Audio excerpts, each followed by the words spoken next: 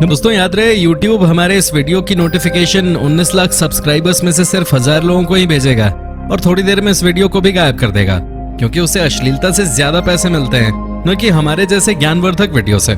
इसलिए अगर आप चाहते हैं कि हम और वीडियोस लाते रहें तो कृपया इसे इतना शेयर करें कि YouTube के मुंह पे तमाचा लग सके। दोस्तों, आपने अपने शहर में बेसमेंट और सेलर्स तो जरूर देखे होंगे, जिनका इस्तेमाल ज्यादातर पार्किंग या गैराज के लिए किया जाता है।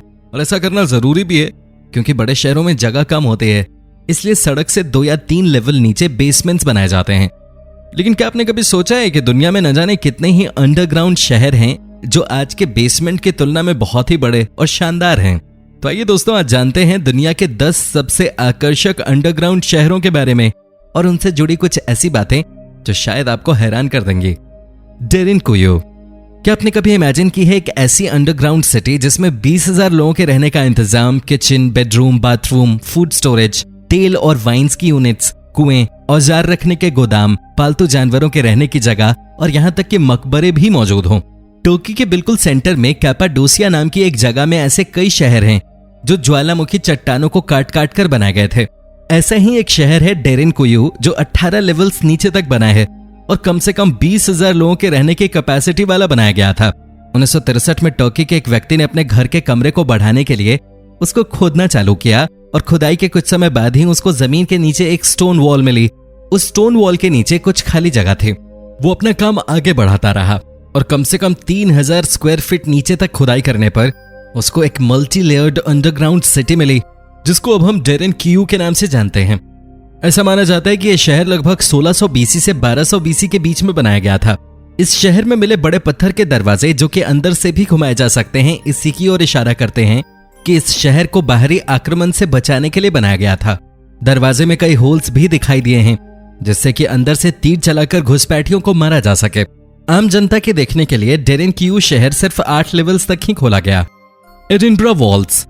एडिनबरा वॉल्स, जिसको हम साउथ ब्रिज वॉल्ट भी कहते हैं, एक चेंबर की सीरीज है जो 1788 में साउथ ब्रिज, स्कॉटलैंड के 19 आर्चेस में बनाई गई थी। लगभग 30 सालों तक इन वॉल्स को हाउस टेबल्स, ट्रेड्समैन की वर्कशॉप, कॉबलर्स और स्टोरेज स्पेस की तरह इस्तेमाल किया गया। फिर कुछ सालों बाद ये वॉल्स होमलेस लोगों के घर की तरह इस्तेमाल किए गए, जिसके बाद यहाँ क्रिमिनल एक्टिविटीज भी होने लगी। वॉल्स की कंडीशन बेकार होने लगी और इसकी वजह से वहां से बिजनेसेस हटा ली गई, लेकिन गरीब लोग अभी भी वहां रह रहे थे। 1985 में हुए एक्सकवेशन से मिले खिलौने, दवाई की बोतलें, बर्तन आदि इसी बात का संकेत देते हैं कि वहां कुछ लोग रह रहे थे। कुछ रिपोर्ट से यह भी पता चला है कि वहां 1835 से 1875 तक लोग रहे हैं और फिर वहां पर कचरा इकट्ठा होने लगा और ये वॉल्स लोगों की पहुंच से परे हो गए। 1980 में स्कॉटिश रग्बी खिलाड़ी नोरी रोवन ने एक टनल की खोज की जो इन वॉल्स तक जाती थी और इस तरह एडिनबरा वॉल्स को हम आज जान पाए हैं। डिक्शियाचेंग। चाइना का बीजिंग लगभग 21.5 मिलियन चीनी लोगों की आबादी का शहर है और इसी शहर के हजारों लोग इस अंडरग्राउंड सिटी डिक्शियाचेंग में रहते हैं, जो जमीन से 3 स्टोरी नीचे तक बनी हुई है। अभी तक किसी भी ऑफिशियल रिपोर्ट में नहीं बताया गया है कि यह शहर कहां तक फैला है, लेकिन ऐसा माना जाता है कि डिक्शियाचेंग लगभग 20,000 एकड़ तक की जमीन को कवर करता है। यह शहर 1969 से 1979 के बीच बनाया गया, क्योंकि ये कोल्ड वॉर ईरा का समय था और चीन और रूस के बीच न्यूक्लियर अटैक होने की संभावना से इसको बॉम्ब शेल्टर के रूप में बनाया गया था। इसे अंडरग्राउंड ग्रेट वॉल भी कहा जाता है, क्योंकि चीन और रूस के बीच सीनो सोवियत कॉन्फ्लिक्ट के डर से इसको मिलिट्री डिफेंस की तरह भी इस्तेमाल किया गया।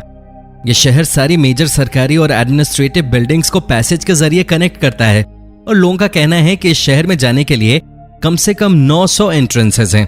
अब जानकर हैरान हो जाएंगे कि यह पूरा शहर सिर्फ शवल्स की मदद से खोदा गया और सिर्फ बैम्बू बास्केट से वहां का मलबा ढोया गया। करीज़े-केश।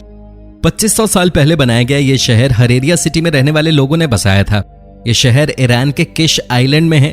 लगभग 3000 साल पुराना इतिहास रखने वाला यह शहर कई नामों से जाना जाता है, जैसे कि कैंप टिना, आकिया, नकाता और किश।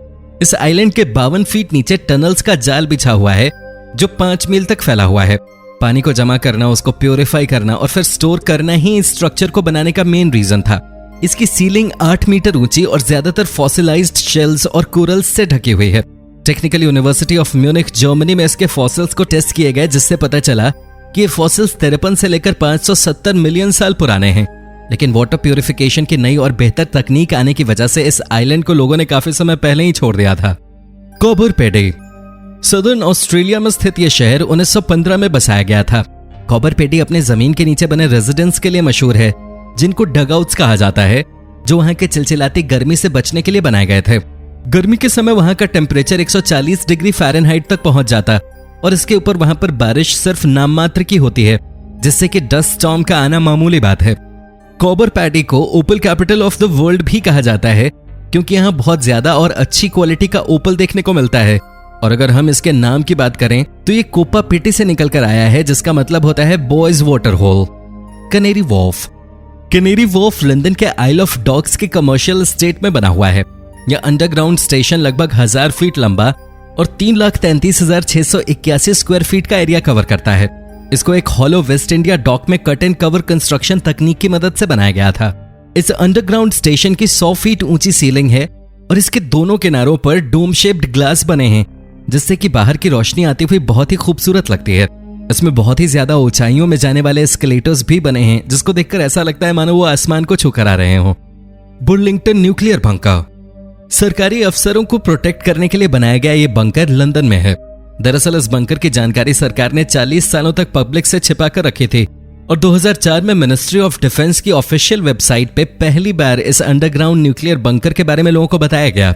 1950 के समय ब्रिटेन को जब अपने ऊपर न्यूक्लियर वॉर का खतरा मंडराता हुआ दिखा तो सरकार ने फैसला किया एक ऐसी जगह बनाने का जहां सरकारी अफसर साथ ही रॉयल फैमिली सुरक्षित रहे और सरकार वॉर की तैयारी भी कर सके। लेकिन सरकार इसे बंकर कहना पसंद नहीं करती थी और 1955 में सरकार ने इसे सेंट्रल गवर्नमेंट वॉर हेडक्वार्टर्स का नाम दिया। इस बंकर में वो सारी सुविधाएं मौजूद थीं जो 4000 सरकारी अफसरों को 90 दिन तक एक थर्मोन्यूक्लियर वॉर के समय सुरक्षित रख सकते थे, जैसे कि 100 फीट गहरी कंक्रीट की दीवारें, बेडरूम, बाथरूम, ऑफिस, तार वाले टेलीफोन, बेकरी, अस्पताल और यहाँ तक कि बीबीसी ब्रॉडकास्टिंग स्टूडियो, जिससे कि वॉर के समय वो बाकी लोगों से कम्युनिकेट कर सकें। Underground city of Helsinki. ये शहर सबटेरेनियन आर्ट का बेहतरीन नमूना है। इसको बनाने का मकसद 7.5 लाख लोगों को शेल्टर देना था, क्योंकि हेलसिंकी पर रशिया से हमला होने की संभावनाएं थीं। हेलसिंकी दुनिया का एकमात्र ऐसा अंडरग्राउंड शहर है जिसको पूरे मास्टर प्लान के साथ बनाया गया। इसका कंस्ट्रक्शन 1980 के दशक में हुआ और देखते ही देखते ये एक महान अंडरग्राउंड नेटवर्क में तब्दील हो गया। हेलसिंकी में 500 से भी ज्यादा अंडरग्राउंड फैसिलिटीज और 186 मील की टनल्स हैं और इसका कंस्ट्रक्शन आज भी जारी है। हेलसिंकी ने लगभग 1 मिलियन स्क्वायर मीटर का अंडरग्राउंड एरिया कवर किया हुआ है, जिसमें tunnels, museums, churches, swimming halls, दुकानें और यहाँ तक कि कार्टिंग ट्रैक भी शामिल है। सिटी सेंटर के नीचे 40 मीटर गहरा रिजर्वोयर भी है। हेलसिंकी के फ्यूचर प्लान की बात करें तो हेलसिंकी को गल्फ ऑफ फिनलैंड के नीचे से 10 किलोमीटर की सुरंग बनाकर उसकी सिस्टर सिटी टालिन से जोड़ा जाएगा। सेटनिल डे लास बोडेगास। स्पेन का एक ऐसा शहर जहां लगभग 3000 लोग वास्तव में चट्टानों के नीचे रहते हैं। वहां की डेमोग्राफिक कंडीशंस की वजह से लोगों ने चट्टानों के नीचे रहना चुना।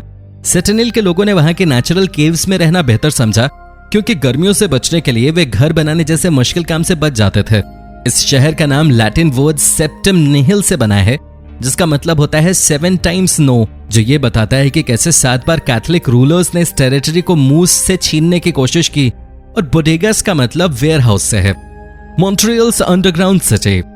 टूरिस्ट के लिए एक बड़े आकर्षण का केंद्र मॉन्ट्रियल शहर रेजो के नाम से भी जाना जाता है। इसकी खासियत है कि यह शहर ठंड के महीने के दौरान लोगों को गर्म और सुरक्षित रखता है। इसमें अनगिनत दुकानें और रेस्टोरेंट्स भी शामिल हैं और सबवे, ट्रेन स्टेशन और होटल्स भी हैं। जैसे जैसे साल बीतते गए मॉन्ट्रियल सिटी में अंडरग्राउंड यूनिट्स जुड़ती गईं। मॉन्ट्रियल शहर अब 32 किलोमीटर तक फैला है और 4 मिलियन स्क्वायर मीटर के एरिया को कवर करता है। ऑफिशियल स्टैटिस्टिक्स से बात पता चलती है कि इसके कॉरिडोर्स 10 मेट्रो स्टेशन, 2 बस stations, 1200 offices, 2 departmental stores, 1600 housing restaurants, 40 bank, 40 movie theatres, 200 entertainment venues, 7 hotels और लगभग 2000 दुकानों को हाउस करते हैं। तो दोस्तों, ये था आज का वीडियो। पसंद आया हो तो इसे लाइक और शेयर कर देना और अगर आप हमारे चैनल पे नए हो तो इसे सब्सक्राइब करना मत भूलना। धन्यवाद।